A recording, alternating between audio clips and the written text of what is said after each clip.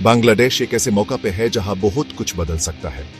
देश ऑफ राजनीतिक माहौल जिसको लंबे समय से अवामी लीग ने संभाला है, अब बदलता हुआ दिख रहा है। शेख हसीना के प्रधानमंत्री पद से इस्तीफा देने से पूरे देश में हलचल मच गई है। पार्टी को अब अंदर की लड़ाइयों, बाहर से दबाव और एक नए दौर के लिए खुद को बदलने के मुश्किल काम से निकालना होगा। आने वाला समय अवामी लीग के लिए बहुत मायने रखता है। ये चुनौतियों से कैसे निपटे हैं, यही सिर्फ उनकी किस्मत नहीं बल्कि बांग्लादेश के भविष्य को भी तय करेगा। पूरा देश सांस रोके देख रहा है कि अवामी लीग एसएस दोराही पर क्या फैसला लेती है। अपने इतिहास के बदौलत अवामी लीग ऑफ बोलबाला रहा है, लेकिन अंदर की लड़ाइयों से यह पार्टी भी बच नहीं पाया है। शेख हसीना के जाने के बाद यह अंदर की खींचातानी और तेज हो गई है। पार्टी के अंदर विभिन्न गुट जो अक्सर व्यक्तिगत वफादारी और अपनी अपनी महत्वाकांक्षाओं से प्रेरित होते हैं, अब प्रभाव के लिए एक दूसरे से भिड़ रहे हैं। सट्टा के लिए यह अंतरकलह पार्टी को उस समय कमजोर करने की धमकी दे रहा है जब एकता बहुत जरूरी है। पार्टी के सीनियर नेता अपनी पोजीशन बनाने के लिए जोर आजमाइश कर रहे हैं। हर कोई हसीना की जगह लेना चाहता है। हालांकि अभी तक कोई भी ऐसा नहीं उभर कर आया है जिसके पास पार्टी को हसीना की तरह चलाने और कदिया समर्थन हो। पार्टी के अंदर युवा पीढ़ी पुराने लोगों के हाथों में सट्टा की बगदौर को लेकर सवाल उठा रही है और एक ऐसे ढांचे की वकालत कर रही है जो ज्यादा से ज्यादा लोगों को जोड़ सके और जहां लोकतंत्र की कदर हो। अवामी लीग के लिए चुनौती यह है कि वो इन अंदर की लड़ाइयों को सही तरीके से सुलझाए। ऐसा करने में नाकाम रहने से पार्टी और बिखर सकती है, जिसे विरोधी दलों को फायदा उठाने का मौका मिल सकता है। बांग्लादेश में चल रहा है इस राजनीतिक ड्रामे में बाहरी दखलंदाजी के आरोपों ने और उलझन पैदा कर दी है। ढाका की गलियों में अंतरराष्ट्रीय साजिशों और खुफिया ऑपरेशन की अफवाहें उड़ रही हैं। अवामी लीग के विरोधी जल्दबाजी में विनाशनी फोर्सों पर उंगली उठा रहे हैं। उन पर सरकार को अस्थिर करने के लिए अभियान चलाने का एलिगेशंस लगा रहे हैं। ये एलिगेशंस अक्सर पश्चिमी नेशनों पर लगाए जाते हैं, खासकर उन लोगों पर जो अवामी लीग के मानवाधिकार रिकॉर्ड की आलोचना करते हैं।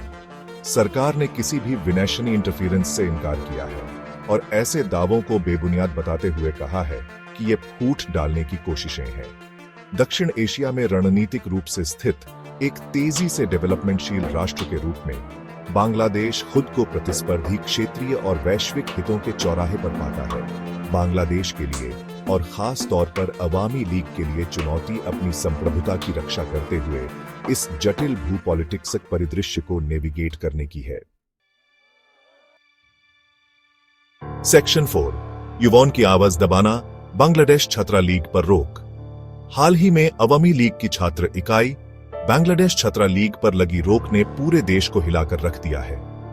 बीएसएल, जो लंबे समय से बांग्लादेशी राजनीति में एक शक्तिशाली ताकत रही है, पर हिंसा, धमकी और भ्रष्टाचार के एलिगेशंस लगते रहे हैं। हालांकि यह प्रतिबंध देहरी तौर पर इन ज्यादतियों को बैने के उद्देश्य से लगाया गया है, लेकिन इसे सरकार द्वारा असंतोष को दबाने और अपनी सत्ता को मजबूत करने के लिए एक रणनीतिक स्टैचरम के रूप में भी देखा जा रहा है। बीएसएल ने ऐतिहासिक रूप से अवामी लीग के लिए समर्थन जुटाने में महत्वपूर्ण भूमिका निभाई है। इस प्रतिबंध ने बांग्लादेश में संगठन की इंडिपेंडेंटता और असंतोष के लिए सिकुड़ते स्थान के बारे में भी कंसर्न से पैदा कर दी है। अवामी लीग पर बीएसएल प्रतिबंध का दीर्घकालिक इंपैक्ट क्या होगा, यह तो आने वाला समय ही बताएगा। सेक्शन 5, बीटी ह्यू काल की यादें 1975 ऑफ गोस्ट। अवामी लीग के भीतर मौजूदा उथल पुथल ने 1975 में शेख मुजीबुर रहमान की हत्या के बाद के अशांत दौर से तुलना की है। मुजीब की हत्या ने न्यूली स्वतंत्र राष्ट्र को अराजकता में धकेल दिया और वर्षों तक सैन्य शासन चला। इंडिपेंडेंटता संग्राम के अगुआ रहे अवामी लीग ने खुद को हाशिए पर और सताया हुआ पाया। तब और अब के बीच समानताएं साफ दिखाई देती हैं। अवामी लीग, जो एक बार फिर अनिश्चित भविष्य का सामना कर रही है, को अपने प्रतिभाशाली नेता की विरासत से जूझना होगा और साथ ही एक जटिल पॉलिटिक्स परिदृश्य से भी गुजरना होगा। मुजीब की हत्या का बांग्लादेश पर गहरा और स्थायी इंपैक्ट पड़ा। पार्टी को अतीत के सबक से सीख लेनी चाहिए, यह स्वीकार करते हुए कि सत्ता अस्थायी है और यहां तक कि सबसे प्रभावशाली पॉलिटिक्स फोर्सें भी भाग्य की अनसर्टेनिटियों से मुक्त नहीं है। सेक्शन 6, एक अनलिखा भविष्य। एनालिस्ट्स की ओपिनियन है अवामी लीग की भाग्य पार। अवामी लीग का भविष्य अधर में लटका हुआ है।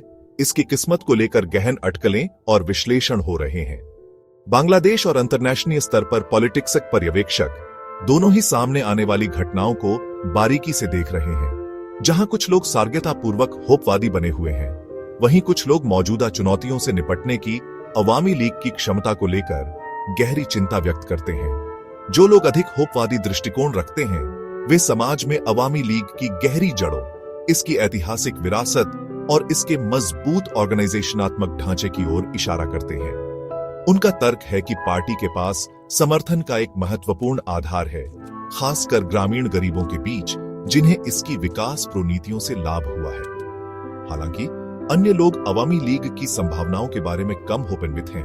वे भ्रष्टाचार और पावरवाद के आरोपों से उपजे जनता के बढ़ते असंतोष की ओर इशारा करते हैं। असंतोष पर हालिया कार्रवाई ने घरेलू और अंतर्राष्ट्रीय स्तर पर अवामी लीग की छवि को और धूमिल किया है। अवामी लीग का भविष्य इस बात पर निर्भर करेगा कि वह बदलते पॉलिटिक्स परिदृश्य के साथ खुद को कितना ढाल पाती है। सेक्शन 7, निष्कर्ष। अनसर्टेनिटी के भूल भुलैया में आगे का रास्ता।